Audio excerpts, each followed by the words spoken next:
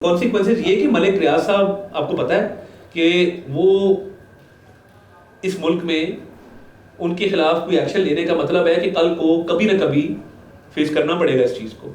और ये जुर्माना ना सिर्फ आप देखें जब आपके घर वाले 5-5 कैरेट की कहें कि नहीं 5 कैरेट नहीं 10 कैरेट की अंगूठी चाहिए, उसमें आपने नाम मलिक रियाज साहब को बुलाया किसमें? उस ऑडियो में नहीं, फोरेंसिक हुआ उस ऑडियो का। देखिए फोरेंसिक राजदारी से तो आपने करवा लिया होगा, को पब्लिक भी करें। फोरेंसिक तो देखिए फोरेंसिक से साबित है कि वो किसकी आवाज़ है, कौन है। बात ये है, मुझे बड़े पक्के बंदे ने बताया मलिक रियाज साहब उर्दू में बात नहीं करते फोन पे, वो उर्दू में बात कर रहे थे। वो ये मैं ऐसे बंदे की बात बता रहा हूँ, शायद खवातीन से उर्दू में करते हैं बात, क्या पता बंदों से पंजाबी में करते हैं। फोरेंसिक आपने करवाया। देखिए फोरेंसिक से ये चीज साबित है कि या ऐसे लोगों ने आपको प्रोवाइड की जो फोरेंसिक शुदा चीजें आपको नहीं, फोरेंसिक शुदा कोई नहीं। एफआईए के पास ये कैपेसिटी है फोरेंसिक करने की, फोरेंसिक का बिल्कुल क्लियर है उसमें कोई डाउट नहीं है मुझे। देखिए मैं तो बल्कि उनको मशवरा दूंगा अपनी जान छुड़ाएं, बिल्कुल बनना चाहिए उनको, क्यों नहीं बनते? इमरान खान के खिलाफ बिल्कुल बने, मलिक रियाज बिल्कुल बने, क्यों नहीं बनते? क्या बात आप कर रहे हैं? मैं बिल्कुल देखिए लीगली मैं बतौर वकील मशवरा दे सकता हूँ ना। मलिक रियाज इमरान खान के खिलाफ आदम अफवाह बन जाए, बिल्कुल बने। आपने कोई बंदा छोड़ना है जो आदम अफवाह नहीं बनाना? कोई रह गया इस मुल्क में? ऐसी बात नहीं है, मैं ये समझता हूँ। वो कहते हैं फयाजुल हसन चौहान पे काम हो रहा है, फवाद चौधरी पे काम हो रहा है। देखिए ना ये कोई मलिक रियाज भी आपने उस पर इसमें शामिल कर लिया। 190 मिलियन पाउंड, देखिए ना अरबों रुपए का, 60 से 70 अरब रुपए का ये केस है। 60 से 70 अरब रुपए का स्टेट ऑफ पाकिस्तान को नुकसान हुआ इतना, तो काबीना ने ये क्यों इजाजत दी? गवर्नमेंट ऑफ पाकिस्तान ने कंटेस्ट क्यों नहीं किया इसको? कंटेस्ट करते ना, कंटेस्ट क्यों नहीं किया? और वो ला के सुप्रीम कोर्ट में क्यों जमा करा दिया? स्टेट ऑफ पाकिस्तान में पैसा आया था ना, स्टेट बैंक के अकाउंट में जाना था, उससे सिंध की लायबिलिटी जो सिंध गवर्नमेंट का उस पर एक राइट था वो अपनी जगह मौजूद था। तो मुझे ये समझ नहीं आती कि ये पैसा आपने रिकॉर्ड सारा पढ़ा, कबीना के मीटिंग्स पढ़े, आपकी क्या फाइंडिंग्स हैं? और जो शहजाद अकबर साहब कह रहे हैं वो क्या गलत कह रहे हैं? शहजाद अकबर साहब टोटली गलत मफरूजे पे इस चीज़ को चला रहे हैं। अरबों रुपए का एक बंदे की जुर्माना है और 2 फर्क जुर्माने हैं। एक जुर्माना जो हुकूमत पाकिस्तान को आना है 60-70 अरब रुपए का, उससे आप उसका एक और जो 100 अरब से ऊपर का जुर्माना वो सेटल कर रहे हैं, उसको तो डबल फायदा हो गया ना। वो कह रहे हैं फंड फ्रीज हुआ था, उसके बाद एनसीए को कोई ऐसी चीज नहीं मिली जिससे पता चले कि ये लॉन्ड्रिंग है।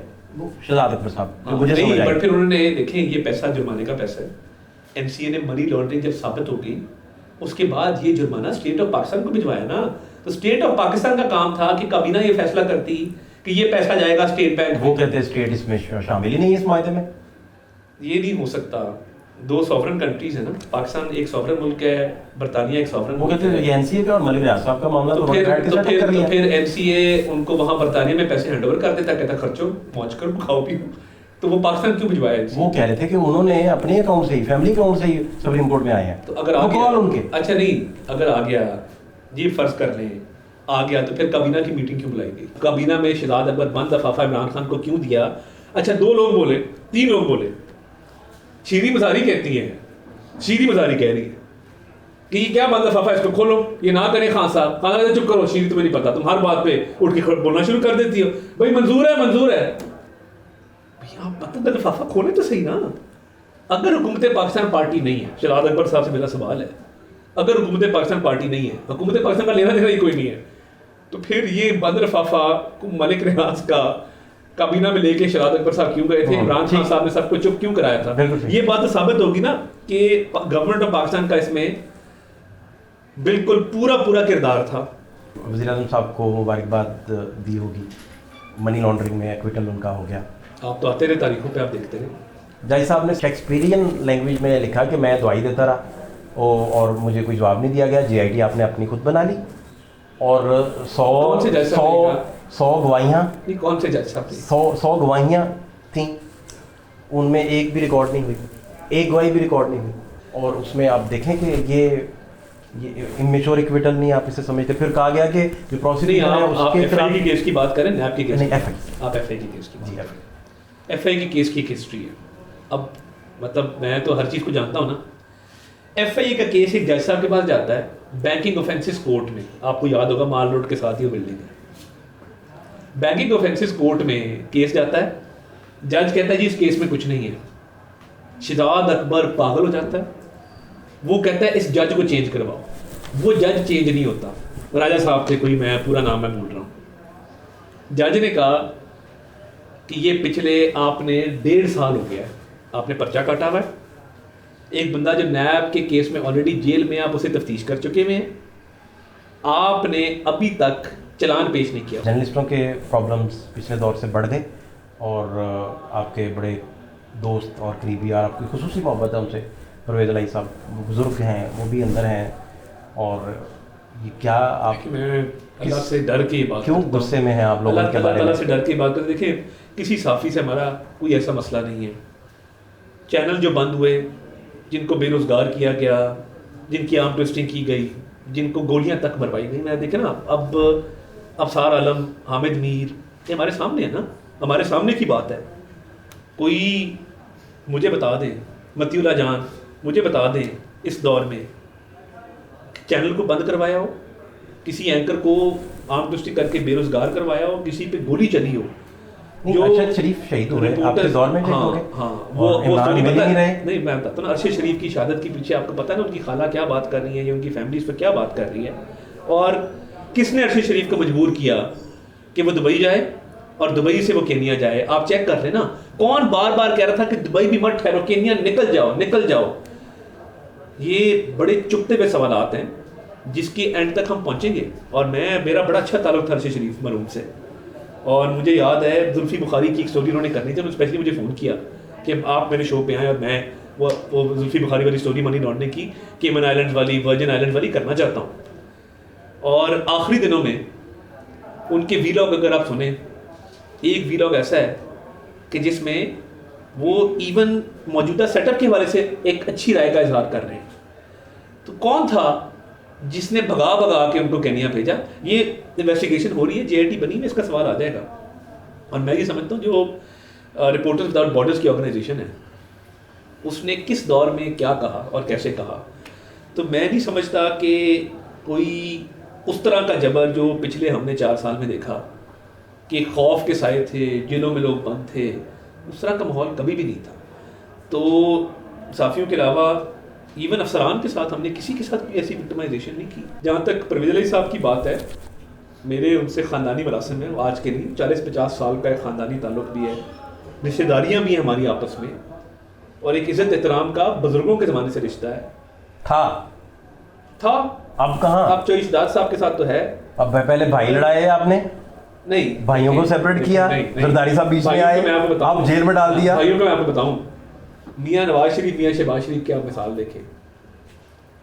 मियाँ शहबाज शरीफ के पास क्या क्या पेशकशें नहीं थी।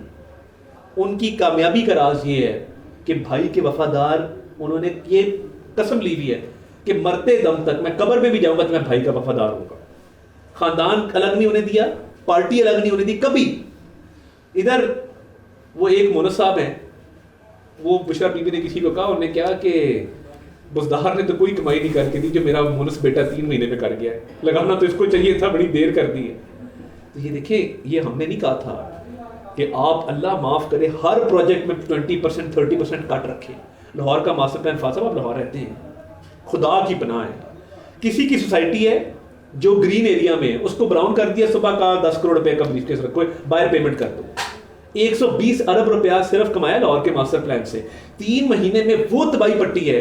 और आप दाखिला के अमूर देखते हैं और वो इजी हैं, रिलैक्स हैं, और जब आप मुकदमा करेंगे तो उसमें विक्टिमाइजेशन साबित हो जाएगी। मैं ये समझता हूँ कि परवेज़ इलाही साहब के बेटे ने जल्दबाजी में, उजलत में, अपने जज्बातीपन में खुद पेरिस चला गया, बाप को फंसा गया। मोहम्मद खान भट्टी 7वें स्केल का टेलीफोन ऑपरेटर था, वो 22वें स्केल में प्रमोशन कैसे मिली, और वो क्या क्या काम रेट लगा हुआ था। कई चैनल्स इन्वॉल्व है, मैं भी नाम लेना चाहता हूँ, सॉरी। यूनिवर्सिटियों के चार्टर में परवेज़ इलाही साहब जो हैं वो पैसे लेके थोक के हिसाब से यूनिवर्सिटियों की चार्टर करते थे, थोक के हिसाब से यूनिवर्सिटियों की चार्टर करते थे। हर चीज़ का रेट फिक्स था। देखिए, इतनी करप्शन अगर आप करेंगे, आप समझेंगे कुछ भी नहीं होगा। तो मैं तो आपको मंसूबे बता देता हूँ, मैंने लाहौर मास्टर प्लान आपको बताया है, मैंने आपको यूनिवर्सिटीज़ के चार्टर बताए हैं, तो मैं तो आपको सारे सबूत दे सकता हूँ।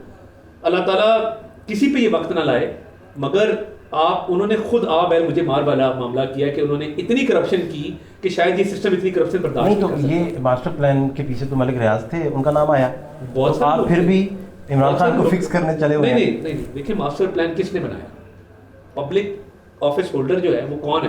परवेज अलाई साहब। परवेज अलाई साहब है। और क्यों बनाया, उसमें कितने पैसे बटोरे, आप अंदाज़ा करें, नौसरबाजी देखें। शेखुपुरा की एक बहुत बड़ी ज़मीन को लाहौर में शामिल किया और कहा कि लाहौर का ग्रीन एरिया बढ़ गया। ग्रीन ब्राउन एनवायरनमेंट के इशूज़ है, हमारे बच्चों ने इन फिजाओं में सांस लेना है, हमारे मुस्तकबिल ने जीना है, लंग कैंसर फैल रहा है, लोगों के फेफड़ों की बीमारियां हो रही हैं। इसलिए ग्रीन एरिया और ब्राउन एरिया का रेशियो होता है कि ग्रीन एरिया ज़्यादा होगा ताकि लोग बीमारियों में मुब्तला ना हो, और ब्राउन एरिया, डेवलप्ड एरिया कम होगा। इन्होंने क्या किया, इन्होंने ग्रीन एरिया कम करना था, ब्राउन बढ़ाना था डेवलपमेंट के लिए। इन्होंने शेखुपुरे का 25% हिस्सा यहाँ डाल के कहा कि ग्रीन बढ़ गया, ब्राउन उस तनासब से इंक्रीज कर दो। फिजा तो वही है, आसमान तो उतना ही है लाहौर का, वो तो नहीं बढ़ सकता।